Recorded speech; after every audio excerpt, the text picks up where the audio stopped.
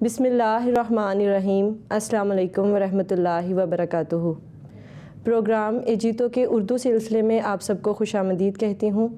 ایجیتو کی روایت برقرار رکھتے ہوئے آج کے موضوع اسلام اور حقیقی خوشی کی تلاش کا انتخاب الحکم سے کیا گیا ہے، جو کہ میلیسا احمدی کی تحریر ہے، اور یہ مضمون 19 نومبر 2021 کو شائع ہوا۔ یہ محض اللہ تعالیٰ کا فضل اور احسان ہے کہ اس نے انسان کو بے شمار استعداد سے نوازا اور اسے اس قابل بنایا کہ وہ ترقی کی منازل طے کرتا چلا جا رہا ہے، جس کے نتیجے میں آج ہم لمحہ بلمحہ نت نئی ایجادات سے مستفیض ہو رہے ہیں۔ لیکن ان ایجادات، جن میں خصوصاً سوشل میڈیا اور الیکٹرانک ڈیوائسز وغیرہ کا حد سے زیادہ استعمال شامل ہے، ہمارے سکون کے بجائے بے سکونیوں میں اضافہ کر رہا ہے۔ کیا آج ہمیں اس بات کو سمجھنے کی ضرورت ہے کہ حقیقی سکون اور خوشی کس چیز میں مضمر ہے؟ گفتگو کے اسی سلسلے کو آگے بڑھائیں گے اپنے معزز مہمانوں کے ساتھ۔ ہمارے ساتھ اسٹوڈیوز میں موجود ہیں محترمہ صبا نور صاحبہ، جو کہ ٹرانسلیشن کے شعبے میں اہم فرائض سر انجام دے رہی ہیں، اور ان کے ساتھ تشریف فرما ہے محترمہ سعیدہ سعید صاحبہ۔ السلام علیکم ورحمۃ اللہ وبرکاتہ۔ وعلیکم السلام ورحمۃ اللہ۔ آج کے موضوع کو مد نظر رکھتے ہوئے میرا پہلا سوال محترمہ صبا نور الصبا صاحبہ آپ سے ہے کہ آج ہم جس دنیا میں رہ رہے ہیں، کیا وہ واقعی ایک مادی دنیا کہلاتی ہے؟ جزاک اللہ صدر، سب سے پہلے تو آپ کا شکریہ کہ آپ نے ہمیں مدعو کیا اس پروگرام کے لیے۔ تو آپ نے پوچھا کہ کیا واقعی ہماری دنیا ایک مادی دنیا ہے، تو اس ضمن میں ہم سب سے پہلے تو یہ جاننے کی کوشش کرتے ہیں کہ مادیت اصل میں ہے کیا۔ تو لغت کے مطابق مادہ، کائنات کا کوئی بھی عنصر جو ہماری ظاہری آنکھ جس کا مشاہدہ کر سکتی ہے، وہ مادہ کہلاتا ہے۔ ویسے تو اس کے بارے میں بہت سارے نظریات پیش کیے جا چکے ہیں، لیکن ہم جس پس منظر میں بات کر رہے ہیں اس میں ہم مادہ کو دنیا، مادہ پرست کو دنیا دار، اور مادہ پرستی کو دنیا داری کے نام سے موسوم کرتے ہیں۔ رسل بیلک جو ہے وہ ایک بیہیویئر سائنسز کا ماہر ہے۔ وہ کہتا ہے کہ مادیت پرست شخصیت کے 3 خصائل ہوتے ہیں۔ سب سے پہلے تو وہ یہ کہ وہ سخی نہیں ہوتا، وہ اپنی چیزیں دوسروں کے ساتھ بانٹنا پسند نہیں کرتا، وہ ہچکچاہٹ محسوس کرتا ہے اپنی چیز کسی کو دینے میں۔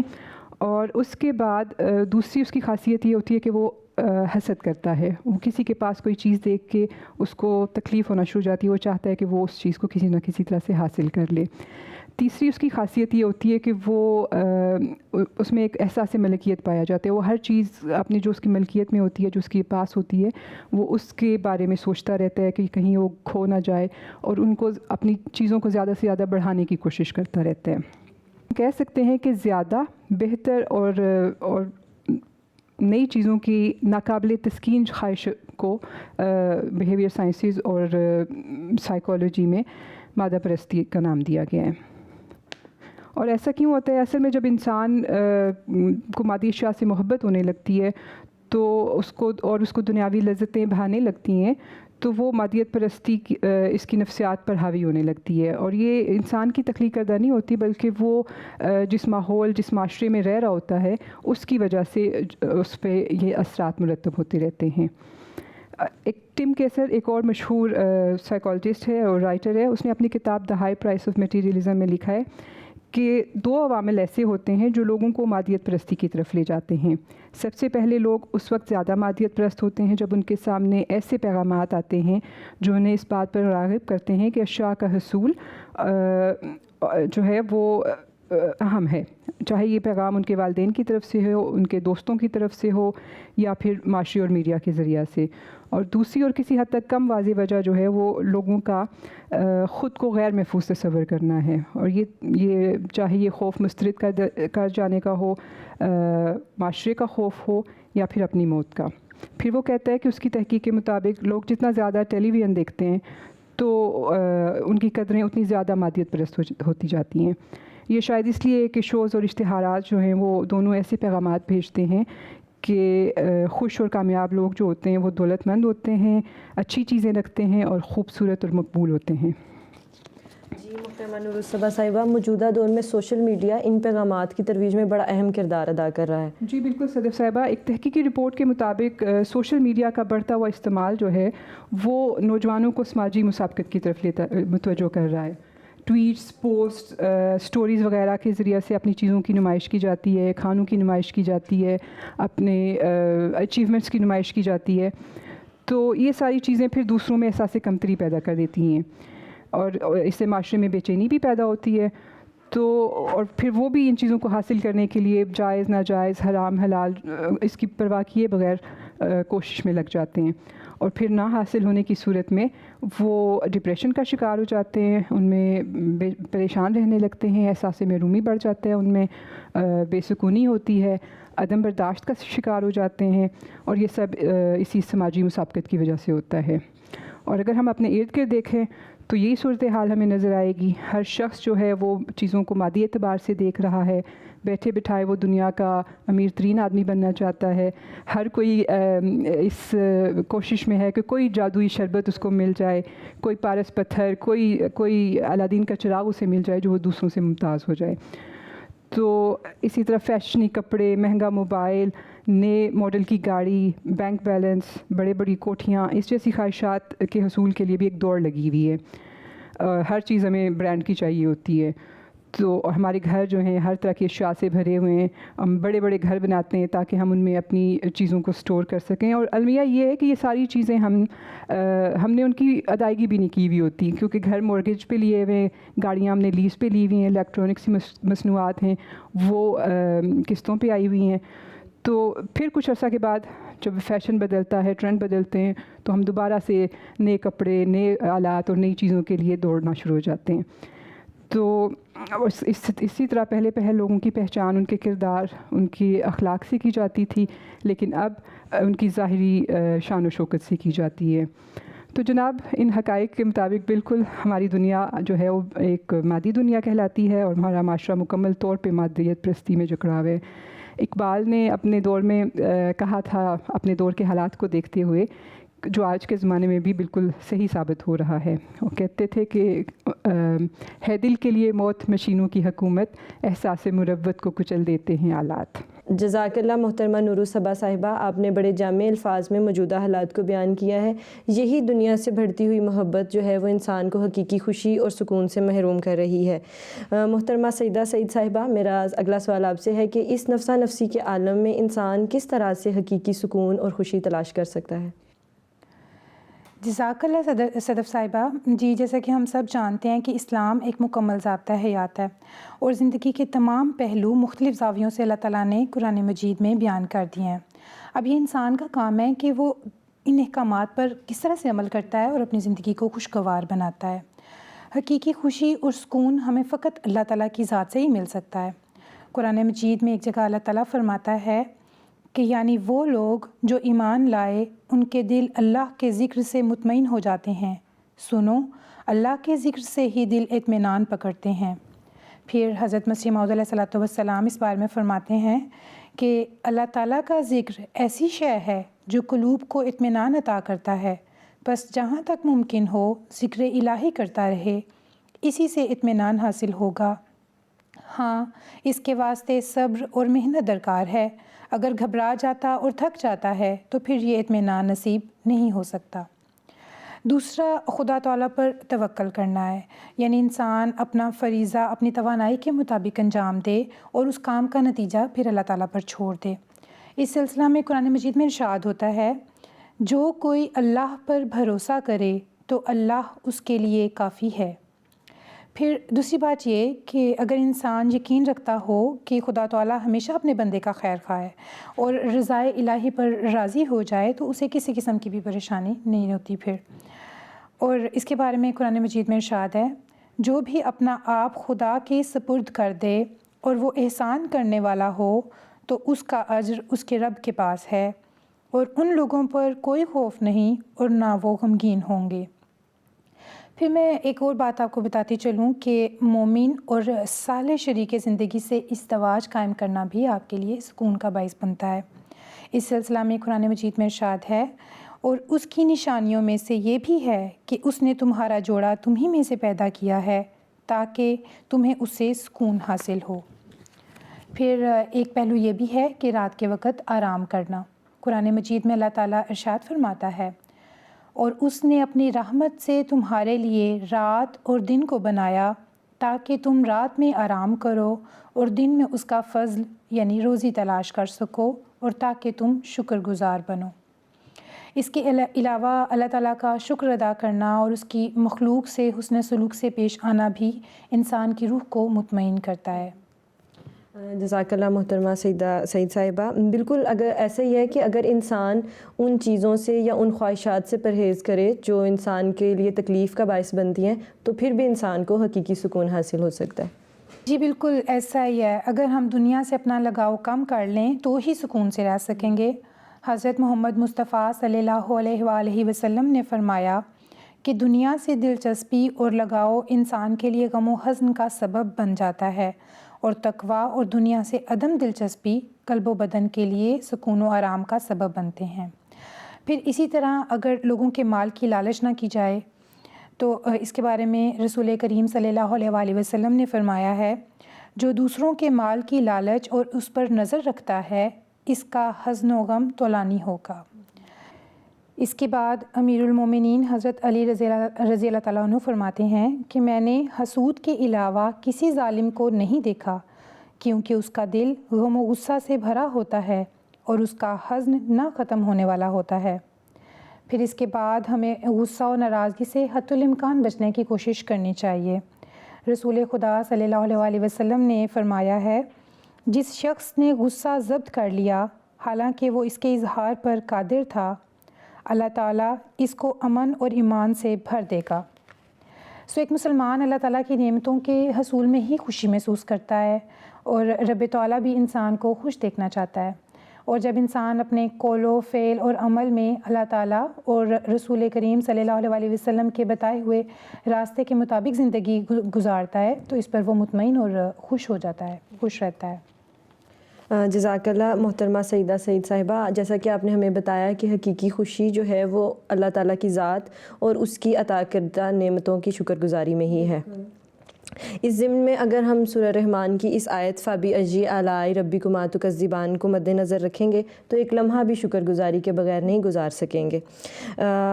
موجودہ دور میں انسانی فطرت کو سمجھنے والے بھی ہمیں انہی باتوں کی طرف توجہ دلا رہے ہیں۔ محترمہ نور الصبا صاحبہ، کیا آپ ہمیں بتائیں گی کہ کس طرح سائیکالوجسٹ جو ہیں وہ اس بات سے اتفاق کرتے ہیں؟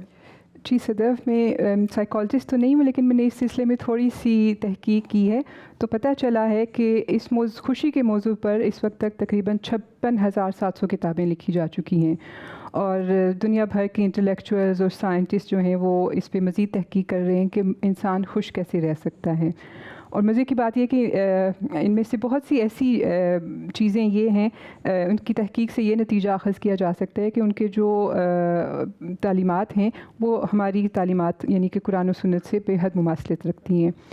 رابرٹ ایمنز جو ہے وہ ایک مشہور فرینچ رائٹر ہے، وہ اپنی کتاب میرسی کان لا گریٹیٹیوڈ چانج نوس ویز اس میں لکھتا ہے کہ وہ لوگ جو شکر ادا کرنے والے یا شکر گزاری کے جذبے سے سرشار ہوتے ہیں وہ دوسروں سے محبت کرنے والے، آسانی سے معاف کرنے والے، پرجوش اور خوشی کے جذبے سے سرشار ہوتے ہیں، اور یہی خوشی اور جوش انہیں کامیابیوں سے ہمکنار کرتا ہے۔ پھر اس سلسلے میں آپ کو میتھیو ریکارڈ کے بارے میں بتاتی ہوں کہ میتھیو کے دماغ پہ سائنسدانوں نے تقریباً 12 سال تک تجربات کیے، اور اس کے نتیجے میں یہ بات سامنے آئی، انہوں نے یہ نتیجہ نکالا کہ میتھیو جو ہیں وہ دنیا کے خوش ترین انسان ہیں۔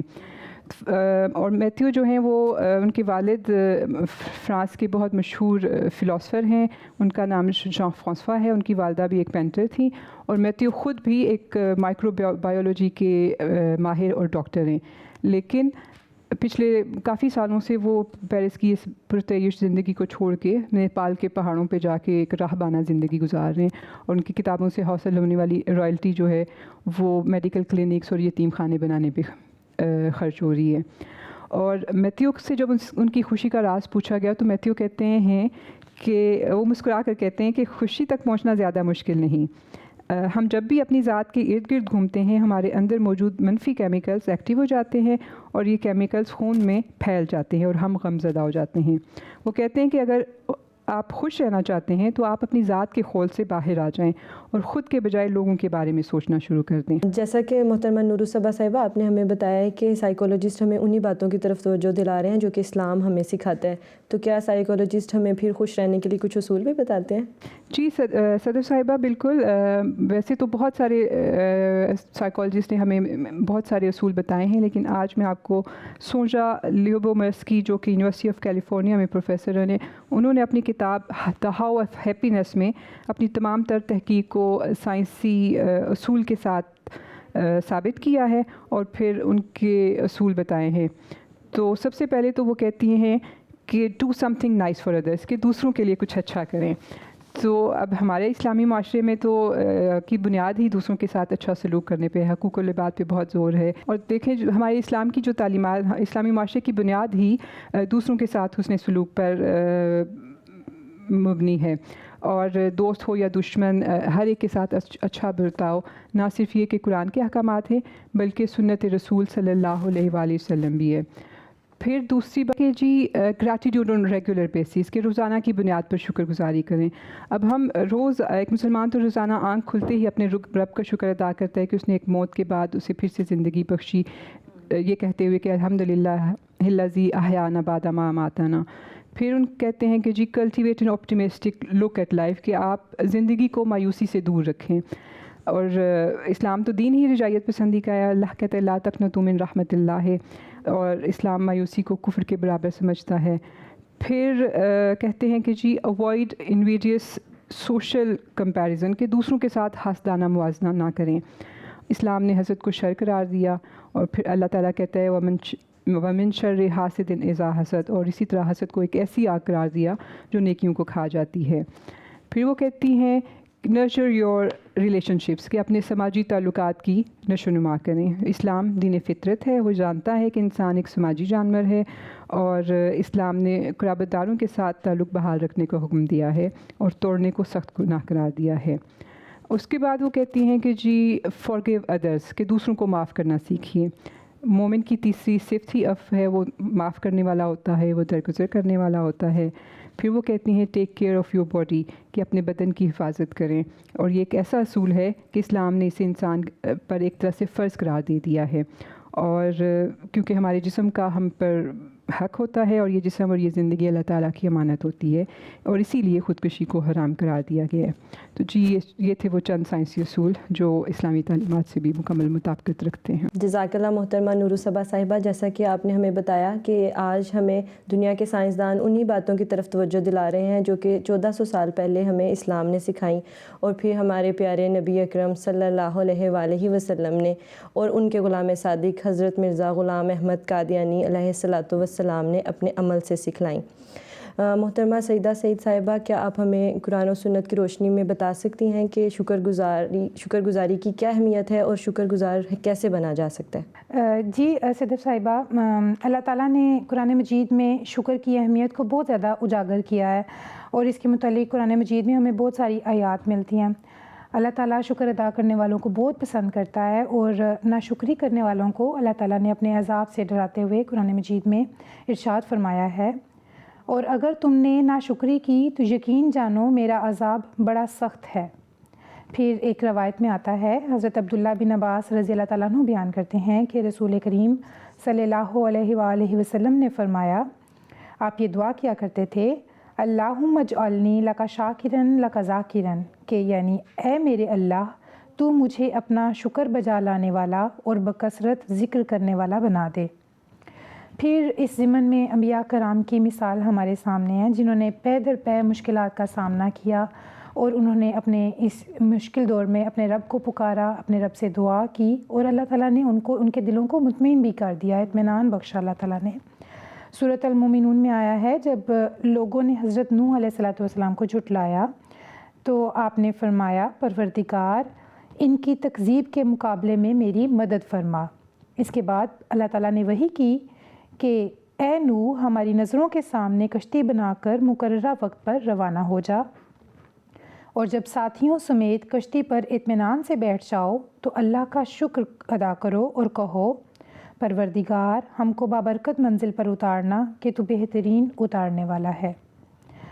حضرت موسیٰ علیہ الصلاۃ والسلام نے دعا کی جب انہیں لگا کہ انہیں اپنے بھائی ہارون کی ضرورت ہے تاکہ وہ مصر میں ظالم فرعون کے سامنے اپنے آپ کو بے قصور ثابت کر سکیں۔